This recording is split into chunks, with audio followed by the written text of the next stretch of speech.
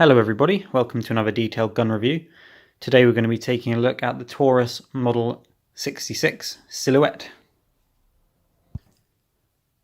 Now before I get started properly and have a look at the gun in detail, I should probably mention for any people that aren't in the UK, or maybe those of you in the UK that aren't sure about how this works, how you're able to own handguns like this in the UK.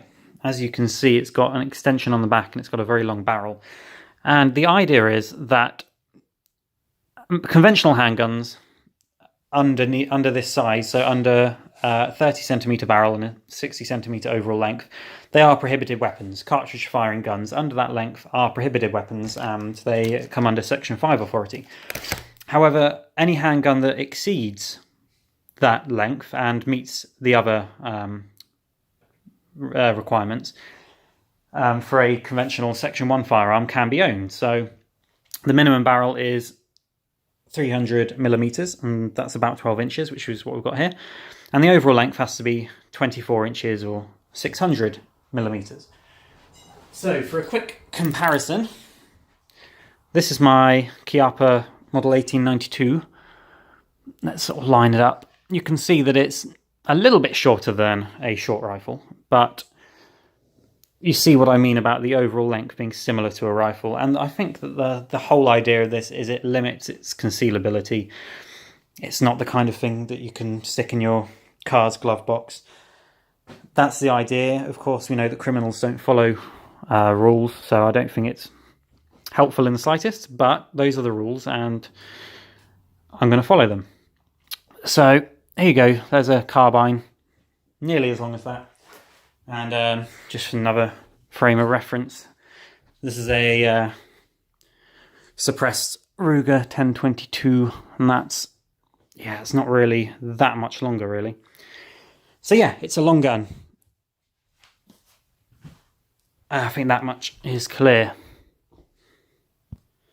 So while we're on the subject of the UK laws, as I'm sure a lot of you know, the only semi-automatic guns you're allowed, such as this Ruger 1022, are 22 rimfire, and that includes 22 Magnum, 22 short, all the 22 rimfire cartridges you can have as a semi-auto, like my 1022 here. However, manually repeating guns, such as my Chiappa Winchester, and manually indexing repeating guns, which I think is essentially a double-action revolver, something that is not semi-automatic, because there are no reciprocating parts reloading the gun. It's simply indexing the next chamber.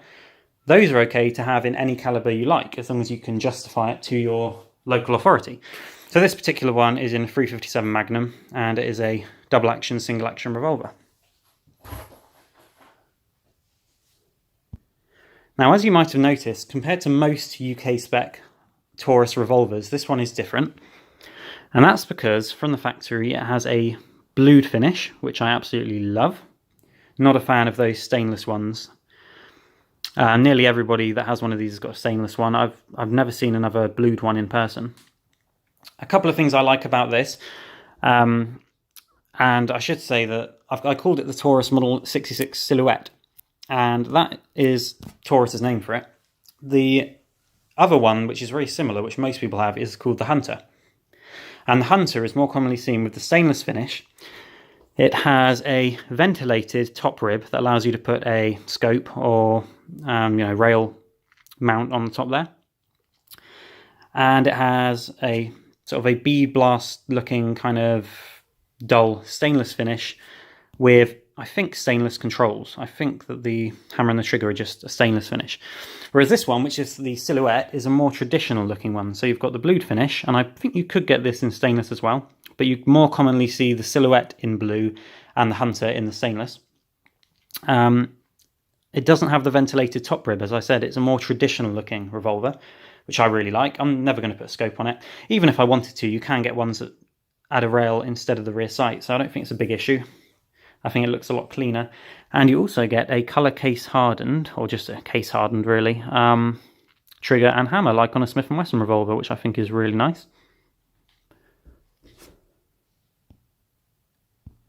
Now, these guns were sold in the United States and possibly other markets. but of course the 12-inch barrel isn't all that popular and certainly not necessary in most countries. So you're mostly going to see Model 66s with 6-inch barrels like that, maybe 4-inch. But I've got the 12, that's the minimum I can have. Also worth noting that they do of course come with the classic Taurus rubber grip, which is here. It's already got the hole in the back for the shoulder, not the shoulder brace, for the balance rod or whatever you want to call it, the extension rod. And these aren't actually bad grips. They're surprisingly comfortable actually. When I first got this gun, the first thing I had in mind when I bought this gun was let's get the grips off. When I actually had a chance to handle it, these are quite nice. But a couple of things I don't like. They're a little bit too rubbery. They kind of feel a little bit gooey to me. Almost like tarmac that's, you know, that's sort of melted a bit in the sun. It's kind of a little bit tacky almost. And I just don't really like the look of them. They're kind of blobby. They're a bit generic. They just look kind of cheap to me. Maybe that's just like a prejudice thing because it says Taurus on it. I don't know. Something about these I didn't really like. So anyway, I swapped them very quickly for the Hogue grips. And for anyone wanting to swap them out, make sure that you get Hogue grips that fit a square butt, because unlike a lot of modern revolvers with a round butt, this is a square butt model, which is necessary for attaching the rod. The grips went on just fine, although the fit isn't as good as I've seen on some other Hogue grips. There's a bit awkward. There's a kind of a little bit of a gap, and there's also a gap at the bottom there. As you can see, they're not perfect, but they're close enough to be comfortable shooting it. So yeah, nice. I like these grips. I'm not crazy about finger grooves, and this has some quite aggressive finger grooves, but I've always found these Hogue monogrips quite comfortable, and I think it looks cool as well. I think that looks really good. Now, while we're talking about the hole for the balance rod in the grips, let's actually have a look at that. Originally, these guns came with I don't really know how to describe it. I suppose it's like an arm brace. It looks like a little basket. You get the rod, and then it splits out. It actually comes off to one side because it's meant for a right-handed shooter. It comes off, and it's got a little kind of basket tray bit that goes into your forearm. So you can kind of rest that in your forearm. It kind of balances out the weight of the long barrel. Of course, these don't look very good. And it's a real shame to have a nice, slim, slender gun like a revolver and have this big sort of basket thing on the back, because it's actually very thick because it's meant to go around your forearm. So the previous owner, I haven't had this from new, I only got it last week. And I believe these guns were brought in about 2000. So probably around 20 years old. Whoever owned this before me either removed the rod entirely, of course a gunsmith would have done it, removed the rod and put a new one on, or just cut it and then added this thing on the back. But it's got a weight on the back to balance the weight out a little bit. It's just a bit of steel that's been turned kind of rough. It's not ideal. I would have made a better one than that. And then the rod itself, he's put some heat shrink tubing on it, as you can see from the markings underneath, which I thought was a bit silly. Like, why would you do that? It's got these weird kind of bulges in it. It doesn't look great. But actually, when you're holding it and that's rubbing against, that's kind of contacting your wrist, it is nicer to have a rubberized soft surface rather than the metal rubbing against you. And it's not like cold or anything. It's kind of comfortable. And I've got to say that as somebody that has shot a number of conventional revolvers whenever I've been in the States, this isn't as unbalanced and unwieldy as I thought. I thought that this would just be a bit of a gimmick, you know, just a kind of almost like a little taste of what a real revolver would be like to shoot. But actually, you quite soon forget about this when you're shooting. And the gun does balance surprisingly well, despite that long barrel. It really isn't that heavy. Now, just in case anyone out there is concerned, let's quickly get the cylinder open and just confirm for you all that it is, of course, empty. And while we're having a look in the cylinder, let's have a quick count. 1, 2, 3, 4, 5, 6, and 7. So just like a Smith & Wesson 686 Plus, this is pretty much the same size. It's pretty much the Taurus equivalent of a Smith & Wesson 686. This has a 7-shot cylinder, which is cool. Of course, it does mean that if you've got lots of speed loaders and that kind of thing, you will need to get some new ones. I have some of those on the way. Might do a little video showing you those when they're here. I'm trying to think of what HKS call it. I think it's the HKS 587-A or something like that, but it is a 7-shot speed loader made for the Smith & Wesson and the Taurus 7-shot revolvers. So that's cool. 7 shots, so you get one more than you'd usually get with this kind of gun. Got your ejector there. Very smooth. I think it's worth noting that some of these Taurus revolvers have been beaten up by competition shooters that have put thousands of rounds through them, and they don't function all that well anymore. And quite a few of them that I've seen brand new in shops have also not functioned too well. And of course, these have barely been shot. They just, the quality control can be up and down. I don't know about specific production dates or runs or anything like that, which are bad, but I have come across some that have quite poor triggers, and even things like the ejector rod isn't smooth, whether it's bent or whether there's a burr inside or something.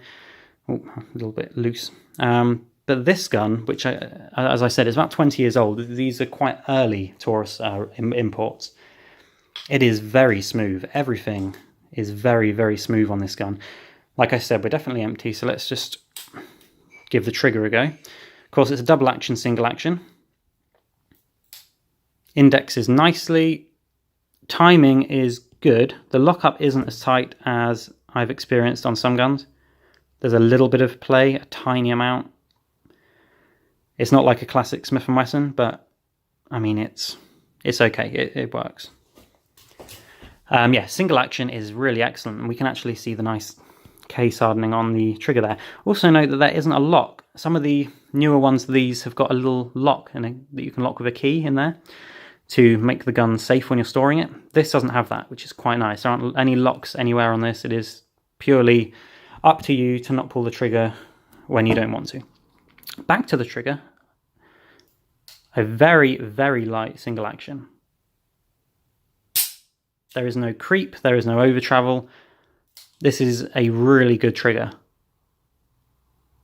Unfortunately, I don't have a trigger gauge to actually measure it, but I was really impressed with quite how light this is. It's much lighter than any of my rifles. Really good trigger. Double action is very good as well. No stacking.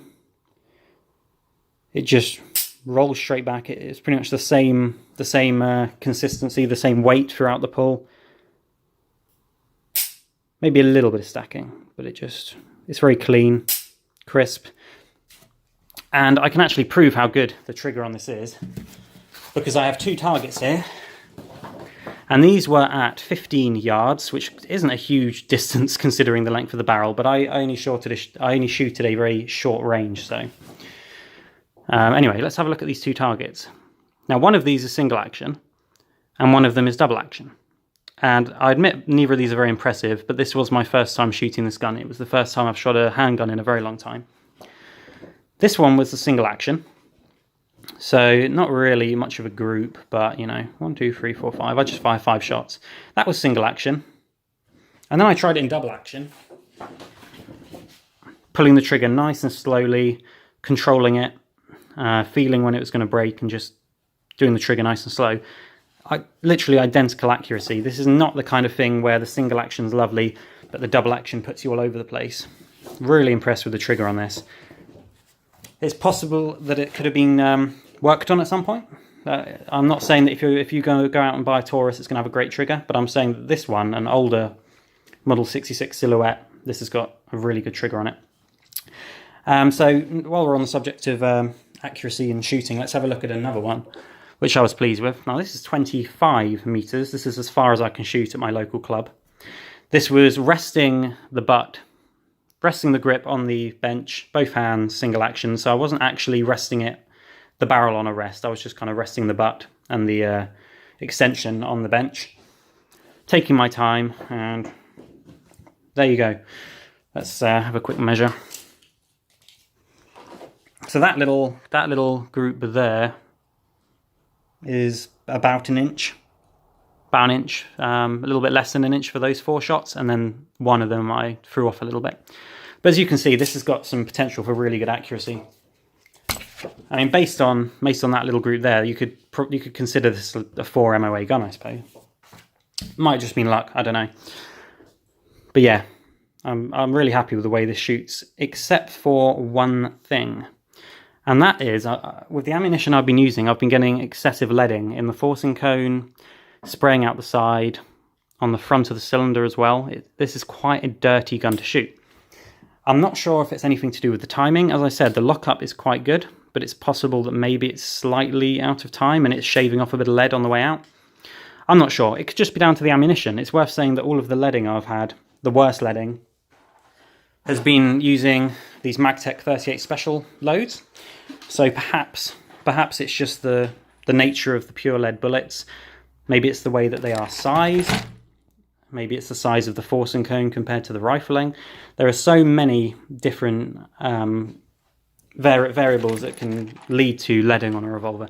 I just haven't tried enough different loads to really see what's going on.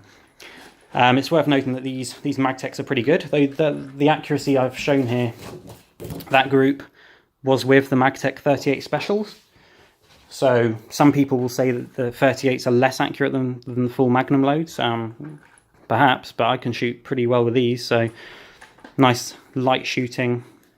I'll just stick to these. The club sells these very cheap. Obviously, compared to US prices, I don't know how much they go for over there, but I mean, these cost like £14 a box at my club, which seemed very cheap to me. So I mostly shoot the 38 Special. I've also shot a few PPU 357 Magnums. These are flat jacketed bullets. Worth noting that these are hot, as in fast. I haven't actually chronographed them, but when I looked on the website, they reckon that out of a 10-inch barrel, you should be getting about 1600 feet per second. So I think out of this 12-inch, it could be even hotter. I mean, that's nearing like 1,000 foot-pounds of energy. You can really feel it. This is hot stuff. Really like a little cannon, this thing. I know it's compared to some proper big bore revolvers, it doesn't sound like much, but yeah, those are coming out quickly. And I reckon it'd be very flat shooting. I think you could probably shoot silhouettes at 100 yards, as the name would suggest, the Taurus Model 66 Silhouette. I reckon you could do some pretty good long-range shooting with this. So we've spoken about performance and wanted to cover that, of course. What else can we talk about? Give you a look over the gun, have a look at the markings. Not many markings. 357 Magnum on the side there. Got serial number, made in Brazil. Taurus logo there, which is covered up by these Hogue monogrips. Kind of cover that bit. I don't know why they do that. I suppose they would do it on both sides, but then it would impede the speed loader going in. So that's what's going on there. And you've got the Taurus logo on the barrel. Really nice finish on this. It's worth noting that it isn't a traditional deep, dark kind of blue. It's more of like almost like a black chrome, I would call it. It's not really a proper blue colour. I'm not sure if you'll see this in the light. But as you can see there, it almost looks like a dark chrome. I think it's really nice. I think it's a really good looking gun, despite the ungainly proportions. Let's have a quick talk about the sights, because of course the sights are what perhaps have allowed me to get some good accuracy out of it. They are fully adjustable on the rear. As you can see, you've got windage and elevation. The only thing I don't like is I'm quite used to shooting the traditional Smith & Wesson sights with a little white outline, and all the sights on this are completely plain. So the front is just there's no insert, there's no dot or anything. It is just a metal post. I'll give you a quick picture of the sight. All right, let's see if I can show you the sight picture. Very big blocky sights. I would say that I would rather have a slightly thinner post. But there you go. It's going to look something like that. So, pretty good. Like I said, a bit thinner would be nicer, because I do find that at 25 yards, the front post, it just kind of obscures most of the target. It's just up to you to try and hold it in the same place, but you're not really doing very precise shots. So I can understand why people that want to shoot these a little bit further away do end up putting red dots on them, or long eye relief pistol scopes. I'm just going to stick with the iron sights, although I kind of wish there was a different option. Maybe swap these out for something else. I haven't seen any on the market, but maybe they're out there. I think that's one thing that perhaps lets these down, is the aftermarket isn't great. I was trying to find some wood grips, and I know that Hogue does make some wood grips, but I haven't managed to find any. I'll have to order them from Hogue, and they charge like $60 delivery to the UK. And then there's always the worry that they might not fit, because this is an older gun and it's a square butt and it's got the thing out the back. So aftermarket support isn't great. I haven't seen anyone selling sights specifically for this gun. But it's quite good how it is. I'm really impressed actually with the accuracy and the trigger and how well it balances. Like I was saying before, a lot of people see these as just a kind of a gimmick. You might as well just get a rifle if you're going to have a revolver this long. I disagree with that. After owning one now, I can see the value in them, and it does genuinely give you the feeling and the excitement of shooting a handgun, which we can't really enjoy that easily here in the UK. And it's pretty much it's kind of the most firepower that we can get our hands on without going to a semi-auto Section 1 shotgun. I mean, I've got 7 rounds of .357 as fast as I can pull the trigger. That's kind of the fastest shooting, most powerful combo you can get in the UK, legally, that is, without going Section 5, which nobody really can unless you're a dealer. So yeah, pretty cool. I hope you've enjoyed the video. I hope I haven't missed anything. I mean, it's a revolver, you know, it's pretty simple. Of course, ask me any questions in the comments. Oh, by the way, you might be wondering how much people pay for these, especially in the United States. I mean, it's a Taurus, it's got to be cheap, hasn't it? Well, no. These have gone up a lot in price recently in the UK. Not sure what they were like when they originally came in, but most of the ones you see for sale now are going for the £700, £800 range for the .357 stainless hunter models, which I think is a bit ridiculous. I mean, considering it's a Taurus, I mean, they're good. I kind of wasn't sure about the brand, but I've been really impressed with this gun. But yeah, that kind of money for a Taurus, you're talking well over $1,000 for you lot in the States, which I don't think anyone over there is going to pay $1,000 for a Taurus. This one I got for just shy of £500. So there really aren't that many long barrel revolvers going for that kind of price. I think I got a really good deal. I'm very happy with it. I would, if you see one of these for that kind of price, I would say absolutely go for it. The truth is we don't have that many options for these kind of guns in the UK. It's not as simple as just sticking on a longer barrel and a rod. You can't turn something that is a conventional handgun into one of these. That's not okay. They have to be made like this. So like I said, the options are very limited. But I think if you come across these and the price is pretty good, so, you know, £500, £600, give it a feel, check the trigger, check the lockup, and I think if you get a good one, these are really fantastic guns. I absolutely love shooting this. I can't wait to get to the range and shoot some more. Thanks for watching. Like I said, any questions, put them in the comments, and I'll see you next time for another review.